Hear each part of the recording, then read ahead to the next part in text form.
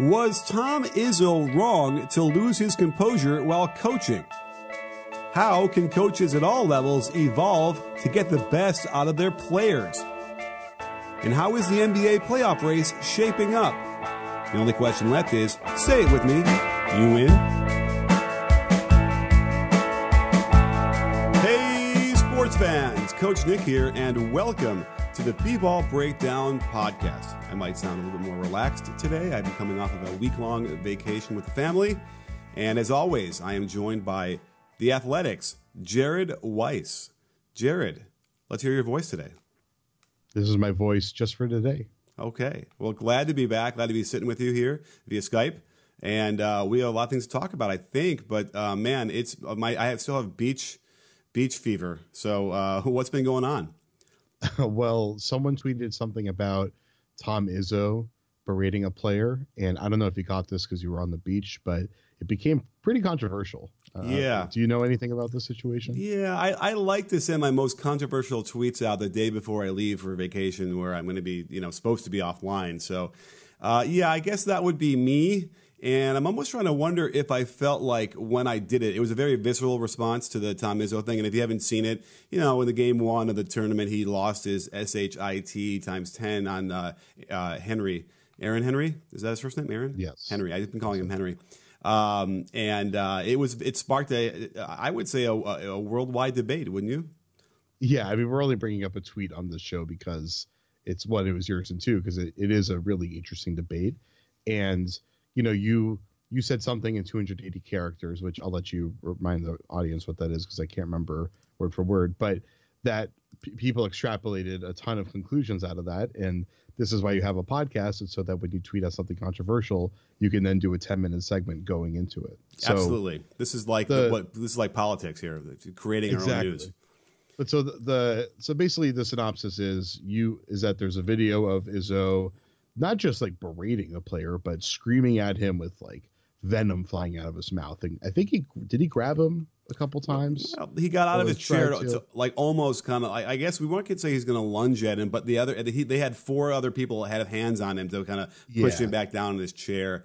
It was. I'm looking at it now. And by the way, just the phrasing of the tweet that I wrote, which said, "quote I'll be happy when this type of coaching finally goes extinct, as this generation of coaches retire and fade away."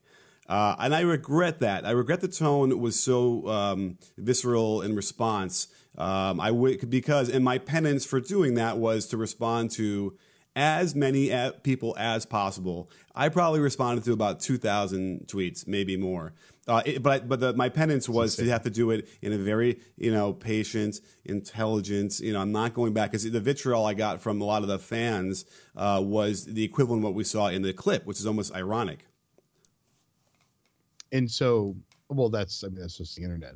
But you also mentioned something about the science is in on this stuff. And that's and I want to give you the benefit of the doubt here and let you explain what that means, because obviously when you just say something like that on Twitter, everyone's like, what the hell is he talking about? So can you, before we even get to that situation, can you explain what you mean when you say the science is in on that? Okay. And parenthetically, I am doing a mini documentary this week on this whole thing. I wish I had gotten it out, before I left, but I have some amazing guests who are going to come on and talk more, even, much more expertly about the science than me. But they've done multiple studies over a long time, and it's more recently, as we're starting to understand in the coaching context, what when you display anger and you display disgust, we've seen the effect that it has on the brain and ultimately on the performance of the player. So when I would say the science is in that there are better methods, that's what I should have said in the original tweet. I lament that I didn't do that, but I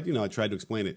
But so the idea being that, and I'm going to have other experts who will talk about it even more cogently. But the bottom line is that what the brain does and how it is affected by that kind of anger is detrimental to unlocking the absolute best of your best play. And what they discovered is that Players will play their absolute best when they're in a positive frame of mind. Now, if you want to do all the character building and all that stuff, hey, that's for practice, and I have no problem with yelling and being passionate about your points when you're trying to make them. But when you're in a knockout game, what we saw from Henry right after that was he threw the ball away twice and was visibly shaken for, I would say, at least 10 minutes.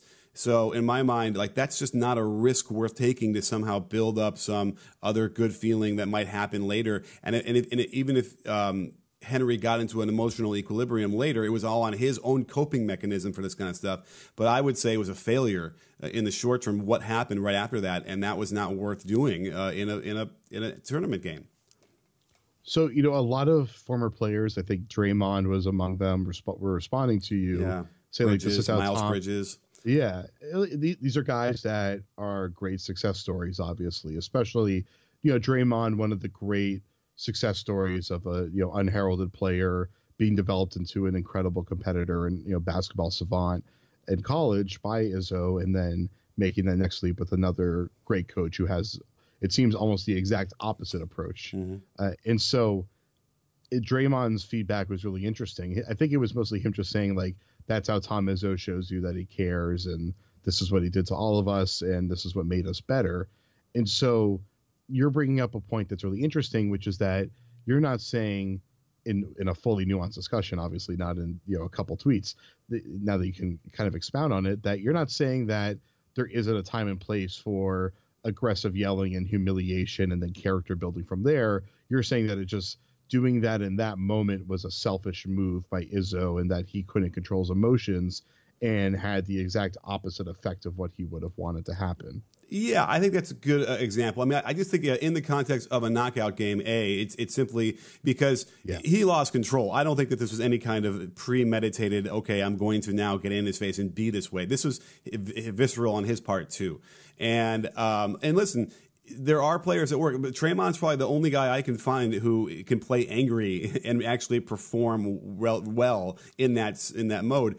So a couple of things I've discovered was I think most of the vitriol, as I took a step back, was from Michigan State fans. Okay, because I got a lot of people who liked that tweet and retweeted that tweet. So it wasn't like people were not agreeing with me. But it was pretty vocal, the people who weren't, and it was awful. But I think a lot of the awfulness was simply just fans of Michigan State. Either they went there or they're just Michigan State Spartan fans. They put it in their bio.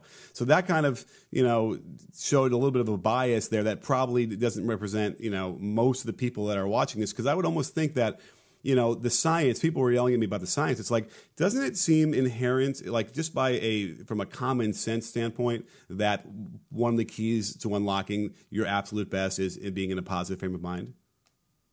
I agree with that. I think that having as someone who grew up with not a lot of confrontational enforcement, I found that the way that I was raised helped me become a more creative thinker and become more confident in myself, but didn't toughen me up in a way that would be necessary if I were competing at the highest levels of physical dominance and so forth. So I think that there's definitely a line to toe there in trying to bring the best of both of those methodologies there. But at the end of the day, having a positive working environment rather than an environment of fear in a militaristic, or autocratic leadership structure, that's not the way to get your players to want to play for you. It's almost as if you're creating a fear-based system in which the players' camaraderie with each other is going to be mostly in response to anger towards the coach and creating a separation between the two. So I think that methodology overall is only going to get you so far, at least now. I think maybe back in the day, society was so much more rigid and so much more hierarchical that someone like Bobby Knight could throw temper tantrums all the time and players would continue to fall in line. Well, a couple of things. I'm glad you brought up the whole notion of, so here's what happened. It became very binary, which is the notion of Twitter anyway, or the nature of Twitter.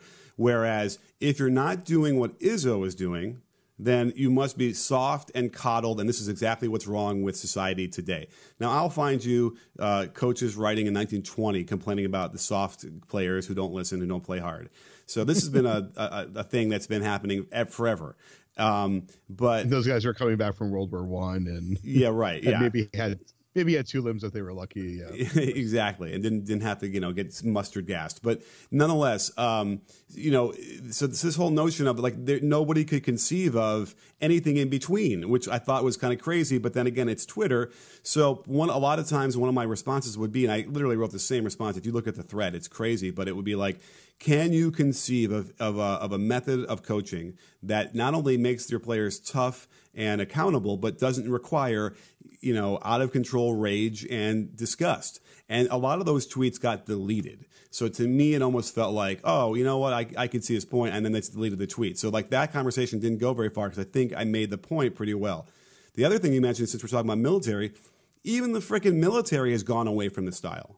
That's the thing. They realized that it's not as effective as other methods that require what we call, what is called emotional intelligence. So it's like a lot of I had military people who were yelling at me too, and saying it's soft and whatever. But I'm like, I don't know what to tell you. It's like they're going away from it too because they realize it doesn't work as well. So this isn't necessarily a fault on Izzo. This is what he grew up with. This is what we all knew. This is what we were supposed to do to get players to learn. But in the last, 10, 15 years, it has changed. We have so much more data and understanding of what happens. So this is the evolution of this coaching that I hope we're going to see. And that was always the main point of my rant in the first place, was that this is, we should have better players who play infinitely better than they ever thought they could, because the science is in that we now know how to unlock that. Robinhood is an investing app that lets you buy and sell stocks, ETFs, options, and cryptos, all commission-free. While other brokerages charge up to $10 for every trade, Robinhood doesn't charge any commission fees, so you can trade stocks and keep all of your profits. Plus, there is no account minimum deposit needed to get started, so you can start investing at any level. The simple, intuitive design of Robinhood makes investing easy for newcomers and experts alike. View easy-to-understand charts and market data, and place a trade in just 4 taps on your smartphone. You can also view stock collections, such as 100 most popular. With Robinhood, you can learn how to invest in the market as you build your portfolio, discover new stocks, track your favorite companies, and get custom notifications for price movements so you never miss the right moment to invest. Robinhood is giving my listeners of BBall Breakdown a free stock like Apple, Ford, or Sprint to help you build your portfolio. Sign up at breakdown.robinhood.com. Well, I think this gets to just a larger societal issue, which is that we're way more focused on quality of life now than we used to be, in general happiness and things of that nature, mostly just because I think people are recognizing that a lot of the standards at which we measured success in the past may not, they don't indicate necessarily happiness and satisfaction with life, and lead to depression and so forth. So we're kind of at this weird crossroad where there's so much focus on trying to make sure that someone is generally happy that, for one, you're creating a generally vague definition of what is happiness, which is something that doesn't apply consistently to everybody. And so basketball is a field where you have hyper-competitive people whose definition of happiness and success is going to be most likely, for the most part, contained to their success in this career field. I'm kind of one of those kind of people where even if I'm happy with all my friends and all that other stuff, like for me, it's mostly my career that's going to define my happiness and my self-worth. And that's a subset of people within society that are going to be willing to make sacrifices and maybe burn the candle at both ends, or even just, kind of overexert themselves expose themselves to more pressure in order to try to achieve their goal, because they're willing to endure that, and that's what matters to them. So a lot of these basketball players are just other people who are coming at you. They're coming from the perspective of that. They're willing to endure being lambasted by their authority figures and things like that, because they're more worried about the long-term goal they're trying to achieve rather than any other general life happiness or any of that other stuff. And so the definition of the goal changes depending on what your goal is. Kind of. But I also think that what they were coming at me for, especially the former players, because everybody threw their own story at me too, was it's a badge of honor that I went through that, and that made me tougher and better, and that's why everybody else should do it as well. And that's the other thing that frustrates me, because I think that what that indicates to me is that they probably never had a really good coach that practiced emotional intelligence. So they don't understand. It's the Jimmy Butler thing we've been talking about all season long, where he had, Buzz Williams, who's like a, in your face tough guy as well. And that's what he thinks makes him play as hard as he can. And that's the whole thing is when you get another kind of coaching that doesn't have to require that, and it still makes you tough, and you realize that, then that's what you're longing for. Now, just to answer all the other people who were like, you never played, you were the crying sissy baby, like that was the kind of stuff I was getting. It's like, first of all, I had a coach worse than Mike Rice in 6th grade and 7th and 8th grade. And then I also, my high school coach was in that realm. He'd lose his crap during the games, and it was crazy. I played fine. I played well under that. I had no problem with that. I always sensed that there was something better, though, at the time, even then. But I also knew, I was like, oh, this is going to prepare me for life. I'll be tougher, all this kind of stuff. So I use that same rationalization. But it's like, what is it preparing you for? I mean, there's no boss that's going to be able to do that to you in a office setting, as far as I can tell, that would ever be allowed to do that and keep his job. So it's like, I don't know. There's a lot of sort of these myths that have been being spewed out, and that was what was also frustrating, because it's like, it's an ignorance of what other possibilities that could be out there.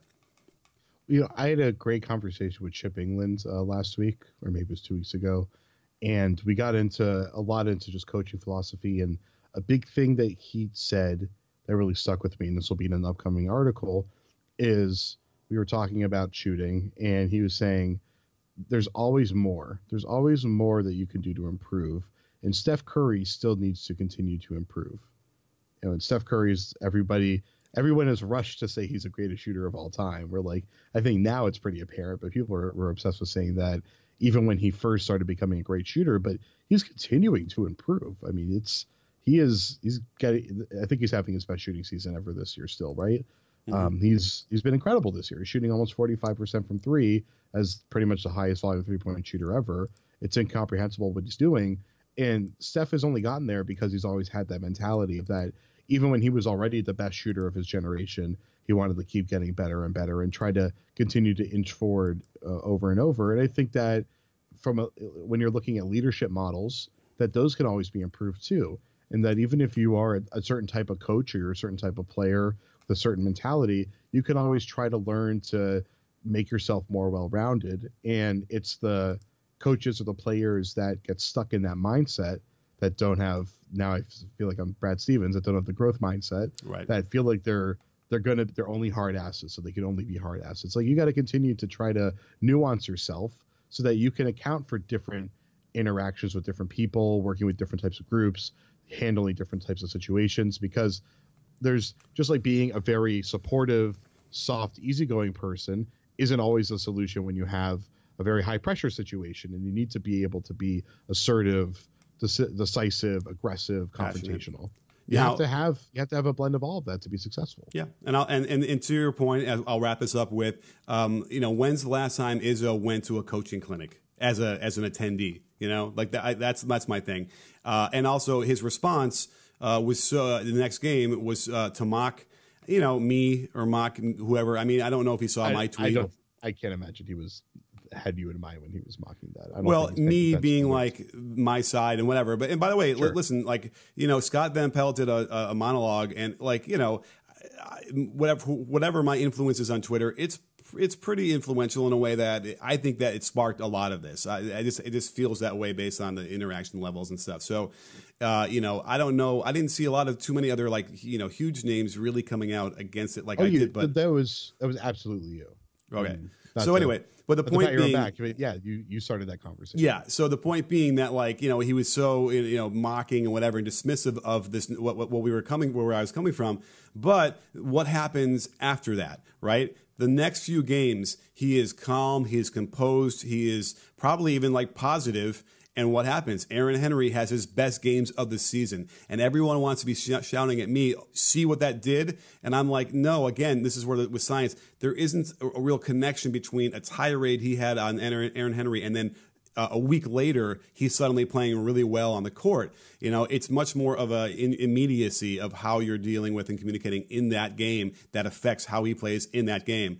And it's wonderful to see. I was so excited to see Henry with a smile on his face, fantastic body language, nailing shots, playing great defense, all the things that I've been talking about, and they're vindicating me. And it was almost like people wanted to just shove it in my face instead and kind of taint that, how well he was doing. And that, again, we need to have a significant shift in mindset going forward. And if I could at all have helped that, then that'll be worth having to take all the problems that we got out on Twitter.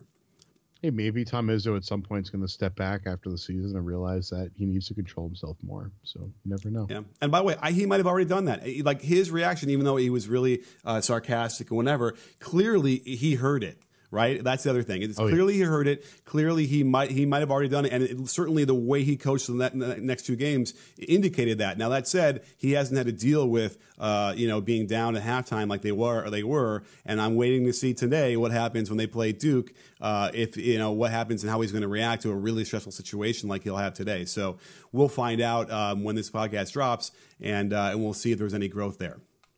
Let's just very quickly establish, since we're wrapping this up, and I know people are going to take this the wrong way.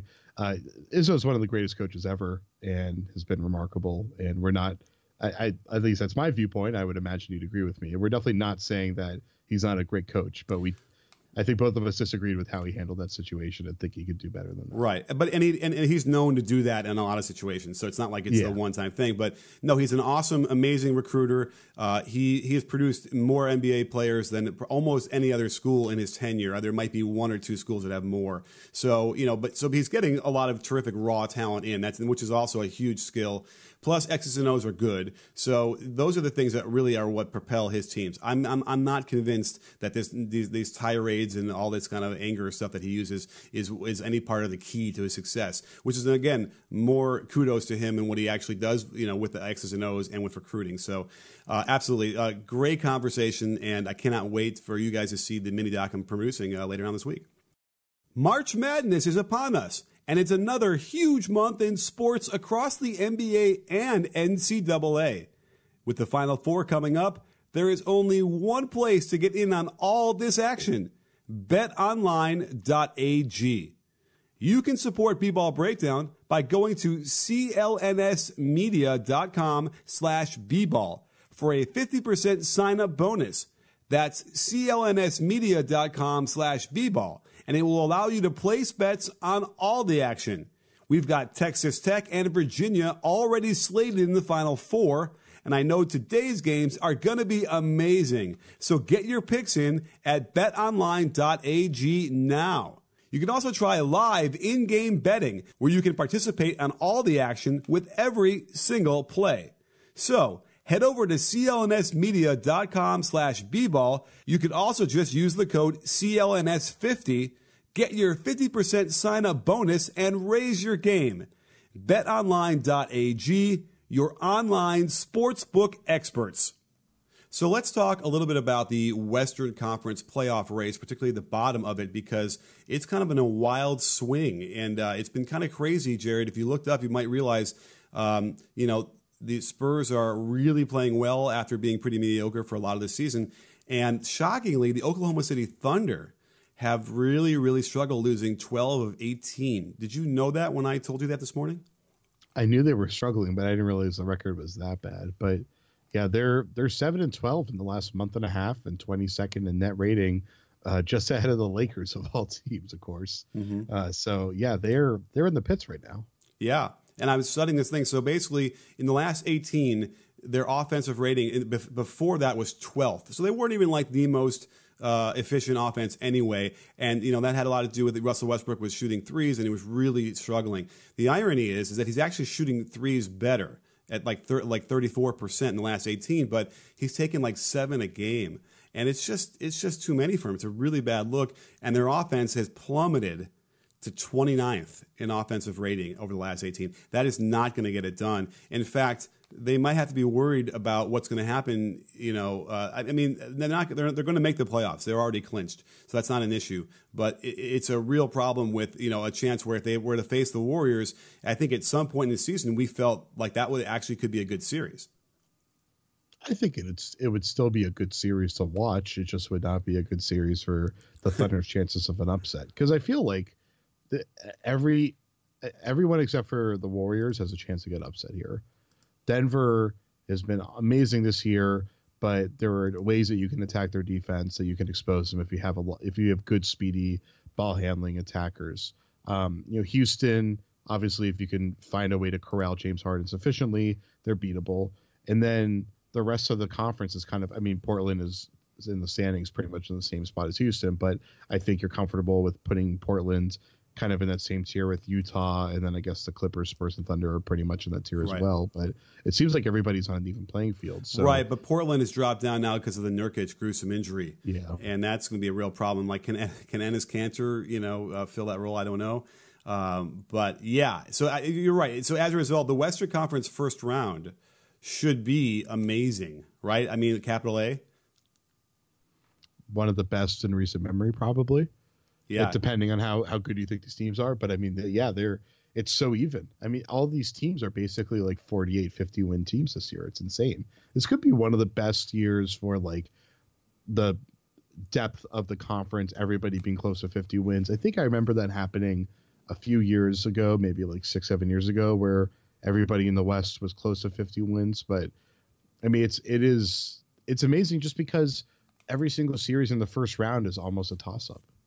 Yeah, absolutely. And the Golden State Warriors, they're not really playing well, but again, we'll sort of say they're ennui and they're just sort of waiting for the playoffs, and they have it when they want to turn it on. I'm willing to sort of stay in that boat, having seen Cleveland do it and them do it too a little bit. So I'm not worried about them, even like probably to the finals in theory, but they get slogged through on a tougher first round series and a second round series.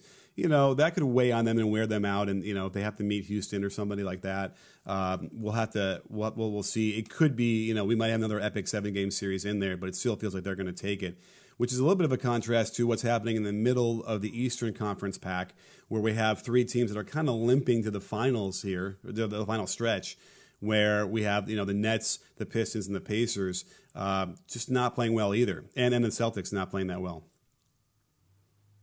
Is anybody playing well? I guess Miami playing decently. Yeah, they're 12-8 in their last 20. So, and then you have to be careful. The Magic have won 7 out of 10, and they're now only half game out of that 8th spot. So all of a sudden, there's the Pistons are 18 games back, the Nets are 18 and a half, the Heat are 19, and then the Magic are 19 and a half. So all of a sudden, you have 4 teams competing for those 3 spots.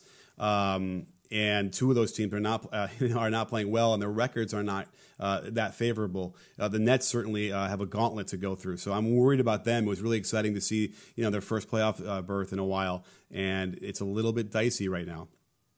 It's amazing that just in the last month and a half, the Magic and the Pistons are tied for 6th in the NBA at plus 5.4 net rating. It's amazing how those are 2 teams that I think also last year, right, were really good in the first couple weeks, and people thought they were for real, and they fell off a cliff, and they never reascended that cliff. And this year they're actually doing it, and I guess maybe it's a testament to that they're growing more and more. But Brooklyn has been a much better overall composed team throughout the year, and I would rather see Brooklyn in there because 1, I think Brooklyn has the best future of all those teams, and 2, I think they probably in a series have the highest probability of being able to actually upset one of these top 3 teams. Yeah, and interestingly enough, if you look at the Pistons' schedule real quick, they play the Pacers twice in a row coming up, which I find interesting, and they're going to play OKC. So all of a sudden, the teams are all talking about getting mixed together here, and that happens a lot down the stretch of the last 5-6 games of the year. We're going to see these guys play each other, but they do finish with the Hornets, Grizzlies, and Knicks. The Pistons do, so that feels really good for them to finish on a high note and solidify that spot. I would imagine they would probably end up where they are now, which is in the 6th spot or so with a road opener on in the first round. But the Pacers again, also, it's almost like a win for them having lost Oladipo when they did, and they've been able to stay above water impressively. I think anything else they get in the playoffs is going to be gravy. Yeah, I mean, the fact that they've held on to their position is pretty remarkable. I mean, they're probably going to end up in the 5 seed, it seems, although the Celtics are doing all they can to help them hold on to the 4 seed. But those 2 teams play each other one more time next Friday, so will probably have that settled right there in that game. But Indiana has shown that they're not like their system isn't dependent on Oladipo. It's just that Oladipo puts them over the top. But McMillan has figured out. I mean, for one, Bogdanovich turning into a truly elite shooter has probably played a huge role in why they're able to be as good as they are. Because when they first got him there, he wasn't that good of a defender. He had just come off of a season with the Wizards where he was kind of disappointing. Mm-hmm. Like he would hit some spot up threes, but like didn't really do much. And he's just completely transformed his game under McMillan. And then Thad Young, of course, has a guy who didn't really have a position in the NBA for a while. Later in his career, his kind of like swing position has actually become so valuable. And I was watching the Pacers were in town in Boston the other night, and they were running these snug pick and rolls, like kind of like in the high post on the left side with Thad. And Young was able to shake Aaron Baines, who is the kind of big that used to be an issue for him, and was able to get to the rim like consistently there at the end of the game. And I talked to him about it after the game, and Thad said that he thinks he's going to be the X factor in any series that they have, where it's really good. A lot of it's going to come down to whether he can take advantage with his speed and athleticism of whatever matchup he gets, probably facing a team with another big out there. So, I mean, they still have a lot of upset potential. Just they have to shoot lights out for it to happen. Right, and I loved what I saw from Bogdanovich in last year's playoffs. That was another revelation where he was actually defending LeBron and making it a little bit difficult, and hitting clutch threes and just being that inspiration for them. So, you know what? You can almost argue that like they're not better, obviously, without Oladipo, but they relied so heavily on Oladipo. And when he ends up doing and by the way, Oladipo would come up big on so many of those possessions where it's just like an ISO for him out top. And those are just tough possessions for anybody to handle, even if it's LeBron have to do that all the time. So much less a guy who just found his role like that in the last year and a half or 2 years. So arguably maybe it's a more varied attack, maybe a little bit more difficult in a macro sense to defend. So yeah, and it's too bad they can't somehow get him back in time for the playoffs or whatever, and somehow make that mesh. But because that would be even really, how exciting would that be if like they held on, they play well, and somehow Oladipo got healthy and could like play the last 4 games and then really turn it on. That would be really frightening, I think, for a lot of Eastern Conference teams. Would have been like when Paul George came back from the injury a couple years back. That would have been really exciting. Yeah. He's not even close. I mean, I don't even know what his timetable is, right? It's got to be. It's not happening. He's done. Yeah. And he's a franchise player that they're committing a lot of money to, so they don't want to. Yeah. So anyway, but we'll see. And we'll see if McMillan can come up with some interesting playoff adjustments that will cause some damage. And I'm anxious to see if he can do that too. But again, I think what we're all saying here is that this first round of the playoffs is going to be crazy. I mean, even in the Eastern Conference, even though some teams are limping through the end, a lot of parity. I don't know. I think the East actually is probably going to be not much parity except for that 4-5 matchup with Boston and Indy, however that shakes out. I think that'll still be very competitive. But Philly versus Detroit, it seems like most likely. I mean, Drummond can defend Embiid fairly well, but also at the same time, if Embiid's pulling him out to the 3-point line, you might be able to just put him on skates. So, right. And that's true. You could tell me I was a dumb statement to say it was parody. I mean, in the East at least, but yes. Well, I'm trying to work my way through it to see if it was dumb. It probably was dumb, but knowing you, but I guess not, because I mean the Raptors should be able to toy with whoever they're facing, and then Milwaukee, their health is a huge question mark, obviously, but the quality of the teams at the 8th spot are so low that I don't think Milwaukee's going to have too much trouble. And Milwaukee is just they're that good. They really are the class of the NBA this year, the way they're playing. So Philly's got some things to prove without question. There's some things that Brett Brown needs to prove, and that certainly Simmons needs to prove the way they play. So I don't know if they end up playing Detroit. That's probably a matchup that they could they might match up well with Drummond and Blake Griffin. That's an interesting matchup. I'm intrigued. Who guards Blake for Philly? I don't really know. Is it Ben Simmons? He's the only guy that seems to physically match up, and he's a really good on-ball defender. So maybe that's who it is. Yeah, right. And that puts Simmons by the boards more often, which means he can start transition more easily. So I guess that makes sense for them. I mean, they could, because Tobias Harris in my mind's eye right now wouldn't work. No, he would get bulldozed by Blake. Yeah, so that's an interesting question. And then off the bench, the Sixers would. I have to picture their lineup right now, but yeah, I'm telling you, Mike Scott, James Ennis, yeah, C.J. McConnell a little bit here and there, and Blake's going to get to he'll play 40 minutes, so they're going to have to be able to cover him, with more than one player. So that's an interesting thing. Yeah, I mean, if Blake could detonate and reestablish himself, or in the pantheon of great players in the NBA, that'd be a nice story, and B would really really make Philly fans upset. That would set off a firestorm in Philly if they lost in the first round. Oh yeah, I don't know how they would feel if they lost in the second round to Toronto. I assume, which would be reasonable considering Toronto's really good, but this would be like the process has failed kind of thing. Right, and it would depend on how many games.